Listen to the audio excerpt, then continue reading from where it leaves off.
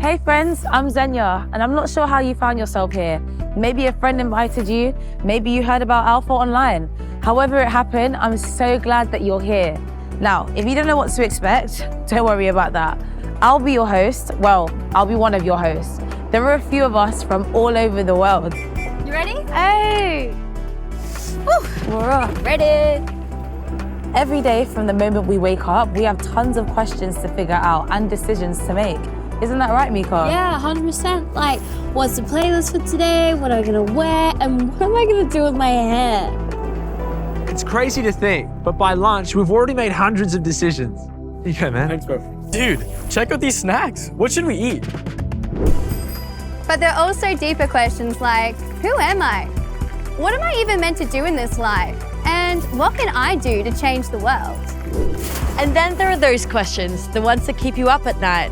Questions about relationships, about belonging, maybe even about faith and if God exists. Yeah, and then there's the big question, what's the meaning of life? These are just some of the things that we don't often talk about, but are always in the back of our minds. And that's what Alpha's for. Yeah. Hey, bro, what are you doing? Wait.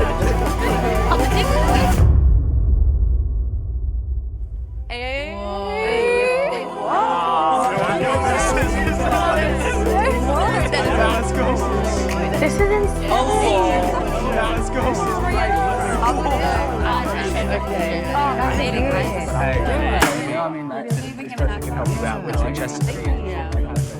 You might be thinking, wait, what is Alpha? Okay, let's break it down. Over the next few weeks, we're going to get together to listen, ask questions, and explore what truly matters. This is a space to spark conversation, process together, and figure out what life is all about. Yeah, that's right. In each episode, we'll hear from people of different backgrounds and ages. We will explore or unpack a different topic, and then you will have a chance to go a little deeper and talk about it with the people around you. A few times in each episode, we're going to prompt some questions and hear some answers from around the world. And then it's over to you and your group. And if you like, you can share what you think, but no pressure. We'll be sharing insights from a Christian point of view. Now I know, just mentioning the word Christian may get some of you thinking, am I gonna be the only one here who doesn't believe in any of this stuff or who has doubts? And if that's you, hey, that's okay. Alpha is for you. There's no expectation for you to agree with anything or everything that's talked about. This is about exploring together. So, what's on your mind? Why do bad things happen to good people? Is God really everywhere? Will I be able to achieve all of my dreams? 社交媒體如何影響我哋呢一代嘅心理健康呢？ How can I study harder but also balance it with my home life? Kira-kira, kenapa ya ada perang? Vad är egentligen planen med mitt liv? Jak můžu ovlivnit svoje okolí? Why am I going through mental health problems? Is it normal to doubt myself but trust God? How do I maintain real connection in this virtual world?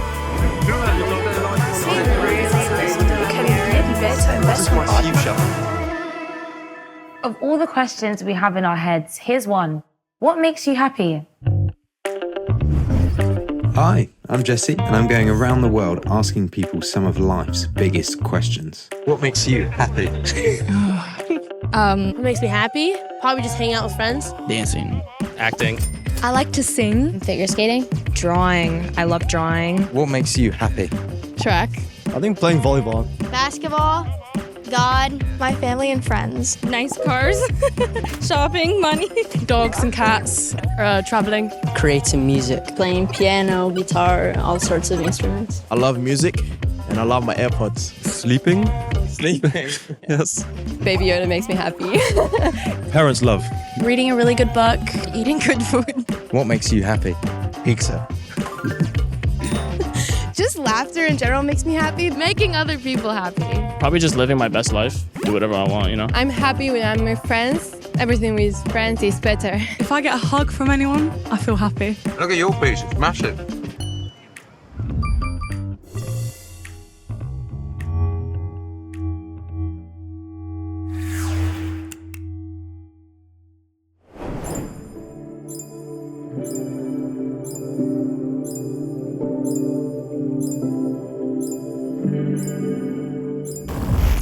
You know that amazing feeling you get when you pull off something incredible?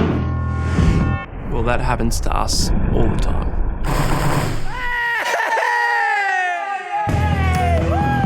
We call ourselves How Ridiculous because we just do the craziest things we can think of. People seem to love it. This is 10 glass windows.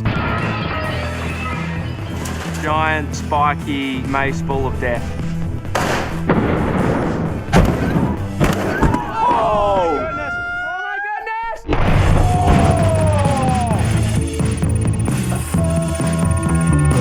It all started more than 14 years ago. We were just a group of childhood mates with basketballs trying to see who could make the best shot. And from there, we just kept doing bigger and better things. We first discovered How Ridiculous on YouTube. Get in! And soon found ourselves travelling the world in the most amazing locations, doing stuff we could have never dreamed of. We've got a catching competition from 165 metre down. Go, Rexy! Get to space! It's one small step for man. 10 million subscribers! How good! That happiness didn't last long. One thing we quickly realised is that you can't do the same trick twice. You've always got to find the next big thing. There's that GoPro also in the top. But the problem with that is that, when things were going badly, when the views were lower than I'd hoped or we expected, I'd get really down. I'd feel depressed, which really, it's not a fun place to be. When I'm in the valley moments, what I'm thinking is like, I really need to put my hope in something better than this. There's got to be something else. There's got to be something more.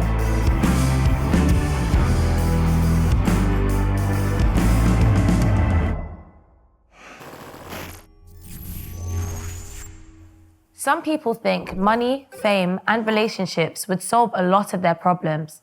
A lot of the times, we chase after these things only to discover that they aren't the answer. Reality TV star Kylie Jenner has shared in the past that growing up in the limelight has caused her to lose herself at times and experience terrible anxiety.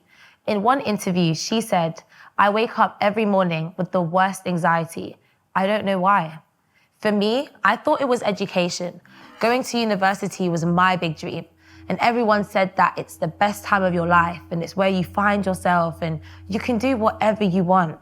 But when I got there, the reality didn't live up to the dream. I was worried about doing the wrong thing and making mistakes. And the pressure of it all got to me and it was overwhelming. It didn't make me as happy as I thought it would.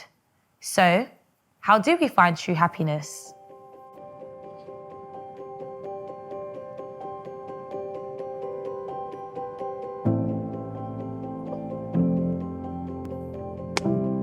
Everybody wants to be happy, including me. But I say it's not everything. I've heard it said that it's like we've got this happiness bucket in our heart, and we're all constantly trying to fill it with different things.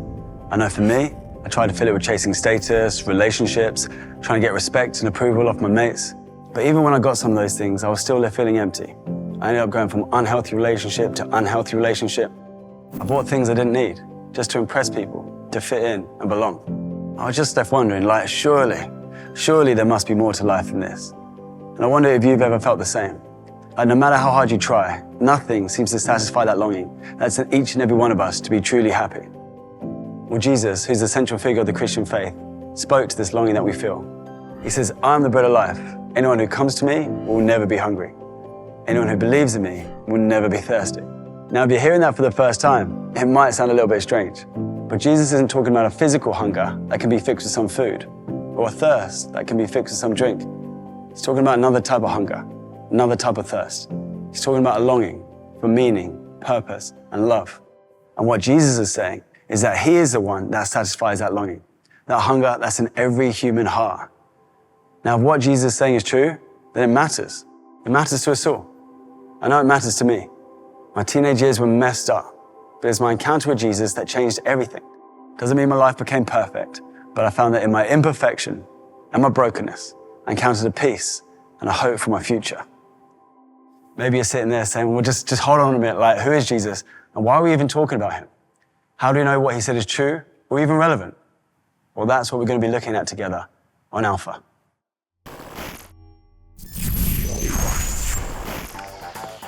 I've always loved setting myself big, ambitious challenges. There's no feeling like winning. One of our greatest ever moments was when we made a world record basketball shot from 200 metres up.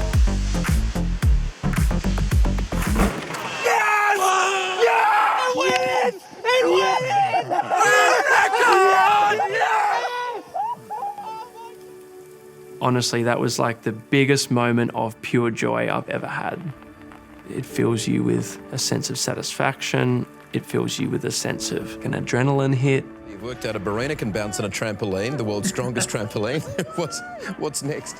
After these records, they always ask, so what's next? It just makes me realise that impressing people is a never-ending pursuit. Nothing's ever going to be enough. I think at the absolute heart of the matter is almost like an issue of hope. Like, what am I putting my hope in? And if my hope is in views and fame and popularity, at some point that's going to let me down. And the reality for me, my hope has to be in Jesus. He fulfills what the world cannot. He loves me unconditionally. When I don't perform, when things don't go well, I'm not abandoned, I'm not rejected. Ultimately, it helps me have more joy, more happiness, but in a truer way. One of the things we love to do to help keep us grounded is come together and pray. Thank you, Lord, for an amazing day. Wow, how ridiculous. This is such a blessing. It sort of helps remind us that what happens on this shoot is not the only thing happening on the earth. So if a video doesn't perform well, we ultimately all know that this isn't the be-all and end-all.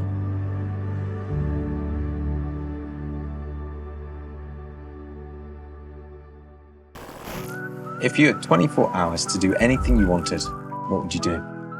I think I'd probably spend the majority of it trying to figure out what to do. Probably just go on a long drive. Drive a Ferrari 250 GTO. Go to Disneyland. I would go to a trampoline park.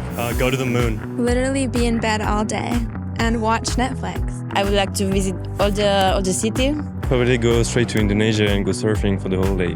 Go to Brazil and spend the entire day at the beach. Book a ticket to the Andes. Spontaneous road trip with my friends. I'd go skydiving. Bungee jumping or like something I've never done before. 3, 2, 1, go!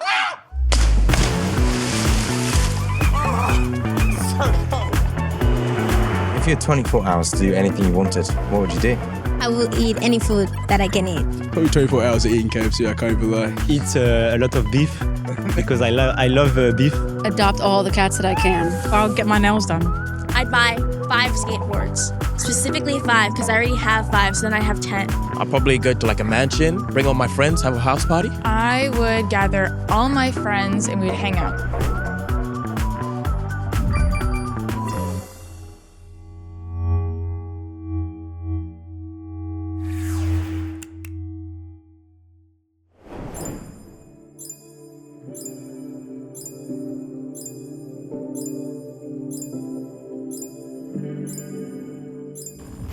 If I had 24 hours, I would go to my favorite band's concert. Okay.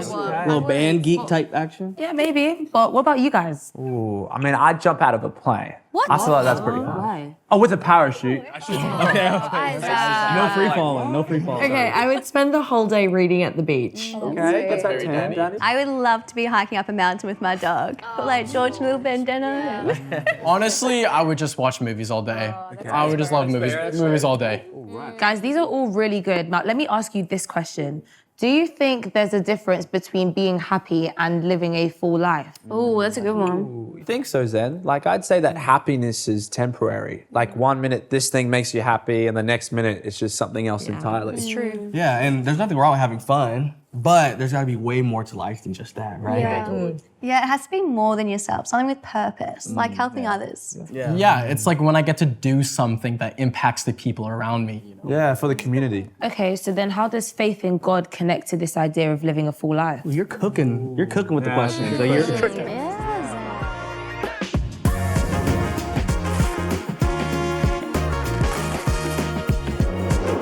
There are 9 million people in New York City, and I'm just one of them. So good. Oh my gosh. Guys, look at this cookie. I'm just your average teenage girl. Being a teenager in New York City, it's like you have to dress the part, look the part, act the part. You know all the characters with all the fancy clothing. Seeing that made me feel like, okay, well, I have to be that because that's what New York is about and what I have to do to be a New Yorker. I would do whatever everybody else wanted me to, even if I didn't want to do it, just because I didn't want to make them feel uncomfortable. At the time, I thought I was happy, but what was wrong with people pleasing was that I was constantly putting myself down for others just so that they would be happy. It felt like being an imposter. It wasn't my world. I was just living in it. One day I was just going through TikTok. God always loves you, and he also always likes you.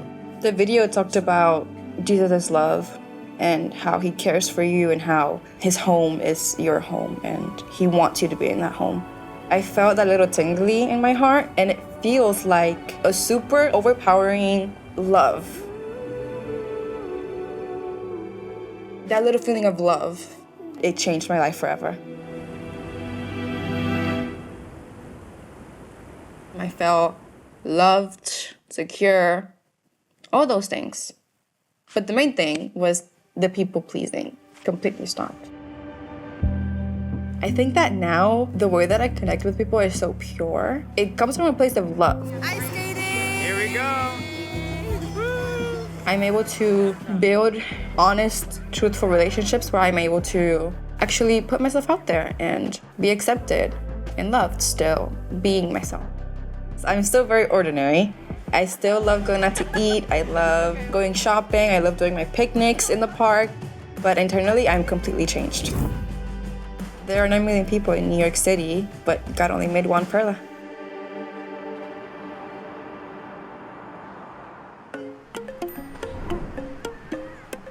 If God exists, what would you ask? I don't know why this is so hard. What's out there in space? Why he made mosquitoes? Dinosaurs really still confuse me, so I think I'd ask him about that. Why does my team always lose? Why'd you leave us? Why aren't you here yet? What you been up to? What you doing? What is the point of all of this? Like, we're just here, we're working. You just work. What's next? I really don't know, honestly. Maybe how much he loves me? Not really sure. I haven't really done much, so I don't feel like I could ask or anything. If God exists, what would you ask? His thought process in creating the world, because it's like really beautiful. Why are people hungry when there's so much food? There's so much abundance, but so much lack. What was the purpose of creating me? Why does evil exist? Is there life after death? Is it peaceful? Would I be happy, or would I just be like, poof? What happens to those of different faiths after we die? Does heaven exist then, and how do I get there? What is my purpose? I'd ask if I'm on the right track, and if not, how I can continue to be on the right path.